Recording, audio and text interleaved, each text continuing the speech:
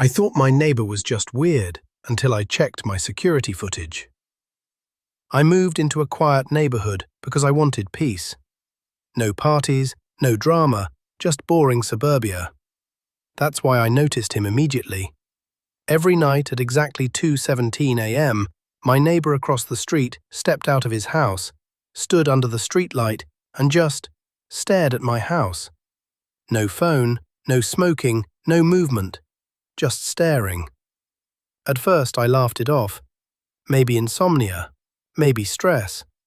But after the fourth night in a row, it stopped being funny. I started turning off my lights earlier. I told myself I was being paranoid. Then one night I forgot. At 2:16 a.m., I was still in my living room scrolling on my phone when I felt that horrible sensation of being watched. I looked up. He was already there, standing under the streetlight, facing directly toward my window. I froze. He didn't wave, didn't flinch, just stared. The next morning, I checked my security cameras. What I saw made my stomach drop. He wasn't just standing there for a minute or two. He stood there for hours, completely still, every single night. And the worst part? At exactly 2:17 a.m., on the final clip, he slowly raised his hand and pointed. Not at my house, at the camera. I called the police immediately. They came by that afternoon and knocked on his door. No answer.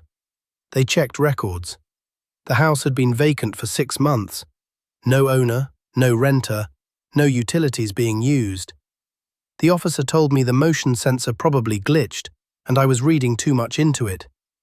That night, I packed a bag and stayed at my sister's. The next morning, I got a notification from my security app. Motion detected at 2:17 a.m. I opened the footage. The street was empty.